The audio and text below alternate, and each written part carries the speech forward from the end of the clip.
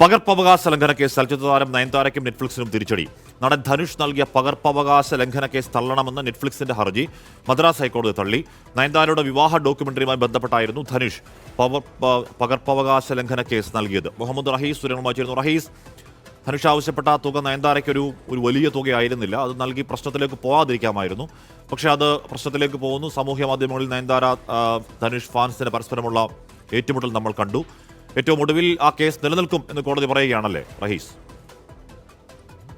ഹാഷ്മി, ഇതിൽ തുകയ്ക്കപ്പുറം രണ്ട് താരങ്ങൾ തമ്മിലുള്ള ഈഗോ വർഷങ്ങളായി തുടരുന്ന കൊണ്ടും കൊടുക്കലും ഇത് തന്നെയാണ് ഈ കേസിൽ ഏറ്റവും പ്രധാനമായിട്ടുള്ളത്. ഈ താരങ്ങളുടെ ആരാധകരും സോഷ്യൽ മീഡിയയിൽ അത്തരത്തിൽ തന്നെ എപ്പോഴും തുടരുകയാണ്. ഇതിനിടയിലാണ് ധനുഷ് പകർപ്പവകാശ ലംഘന കേസ് നൽകുന്നത്. ശേഷം ഈ കേസ് കോടതി പരിഗണിക്കുന്നു.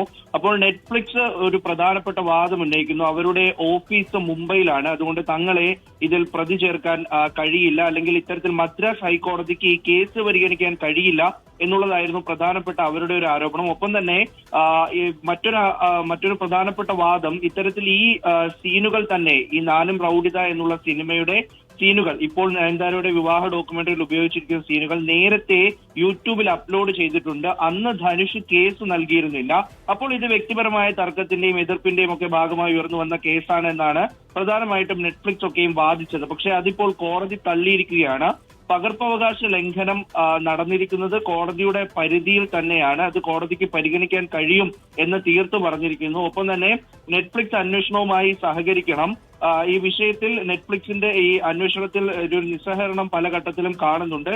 അതുണ്ടാകാൻ പാടില്ല എന്നുകൂടി കോടതി പറഞ്ഞു വെക്കുന്നു. അങ്ങനെയാണ് എങ്കിൽ ഈ ഫെബ്രുവരി 5 കേസ് പരിഗണിക്കാനിരിക്കെ നയൻതാരയും ഒപ്പം നെറ്റ്ഫ്ലിക്സും കൃത്യമായിട്ടുള്ള മറുപടി ഈ വിഷയത്തിൽ നൽകണം എന്നുള്ള സൂചന കൂടിയാണ് കോടതി പറഞ്ഞു വെക്കുന്നത്. എന്തായാലും ഈ കേസിൽ നിന്നും അത്ര പെട്ടെന്നൊന്നും നയൻതാരയ്ക്കും നെറ്റ്ഫ്ലിക്സിനും ഊരിപ്പോകാൻ കഴിയില്ല എന്നുകൂടി മനസ്സിലാക്കാം ഹാഷ്മി. യെസ്, മുഹമ്മദ് റഹീസാണ് വാർത്തയുടെ വിവരങ്ങൾ നൽകിയത്. അത് പകർപ്പവകാശ പരാതിയാണ്. ആ പരാതിയിൽ സോഷ്യൽ മീഡിയയിലൊന്നും അങ്ങോട്ടും ഇങ്ങോട്ടും പറഞ്ഞിട്ട് കാര്യമില്ല. നിയമത്തിന്റെ വഴിക്ക് പോകും എന്നുകൂടി ഉറക്കൽ കൂടി കോടതി അടിവരയിടുന്നു. അത് ഉടനെ ഒന്നും തീരില്ല, നേരത്തെ റഹീസ് പറഞ്ഞതുപോലെ.